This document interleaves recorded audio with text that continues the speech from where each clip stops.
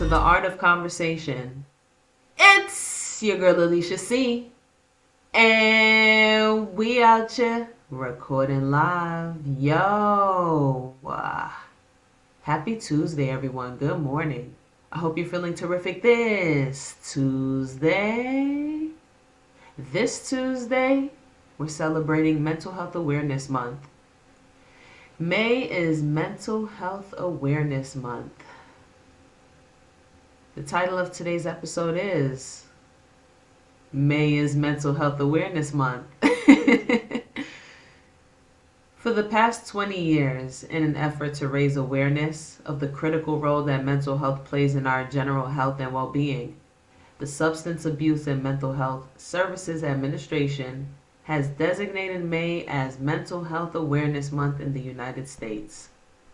So, the purpose is to raise public awareness of the value of mental well-being in American lives and to honor people with mental illnesses and their recovery.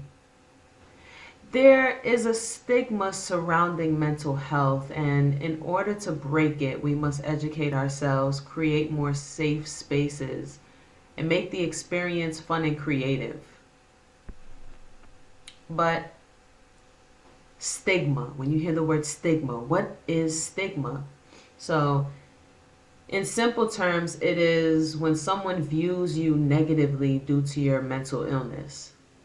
And we've seen it for many years. People have prematurely judged those who have mental disorders. They classify them as crazy, violent, unstable, a threat. The list goes on. And what do we see nowadays? How often do we hear it and see it? I tend to say that people use mental health disorders, illnesses, they use it as a get out of jail free card. If any of you ever played Monopoly, get out of jail free. Like, only when it's convenient, people are willing to say that they have a mental health disorder. And in most cases, that's not the case. They don't have a mental health disorder. They're just using it to get, it's convenient, get a slap on the wrist. Oh, I didn't know any better. No, you very much knew exactly what you were doing. Right?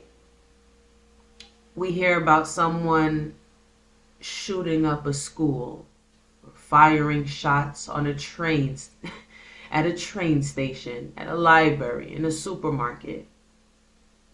Brazen. And in most cases, they reference, mental health issues or a history of mental health. In some cases, it's not mental health at all. And this is the thing that kind of baffles me, right? Because if this is something that is so critical everywhere, all over the world, but for the sake of the United States, and we hear all this chat about mental health, it's a big thing, it's important, and we got to do something about mental health and but how much are you really willing to help? Because if you know that this is an issue and you know that there's a stigma, what are you doing to break the stigma?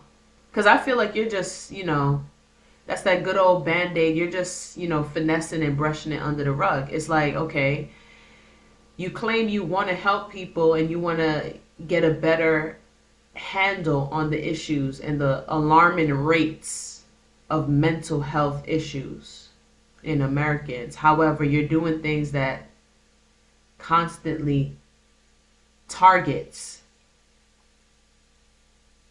picks at the mental health of Americans. See, I understand that's where the money is at. And I've said it time and time again, and I'm going to continue to say it, because when people are not mentally strong with sound, sober mind, it's easier to manipulate and control them, right? If you're not strong mentally, they got you eaten out of the palm of their hands. And then if you want to take it a step further, we know that that industry, lots of money, dollar bills. So if you can control that aspect of one's life. Because I've worked in the field of child welfare, social services, social work, whatever you want to classify it, for over 10 to 12 years. I've been in school systems, foster care, the hospital. I've seen it. And so often you'll come across clients, children, young ages, and the first thing they want to do now, yes, in some cases you get the child evaluated and you see if they're on the spectrum, yeah. But then in those several cases, sometimes the child just has behavioral issues, and then it's like, okay, well, now we got to look at what's going on at home, what's up, create a safe space, encourage the child to find a creative way to express themselves. Maybe talking isn't the thing. That's when you come in. What do you like to do? Do play therapy, dance therapy, art therapy, this. Then you find what works, right? Now that's another conversation.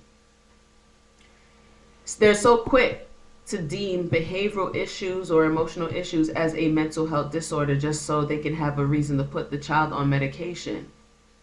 And it's like, okay, that's not solving the problem. First of all, the child is too damn young. This could just be a phase because they are a child.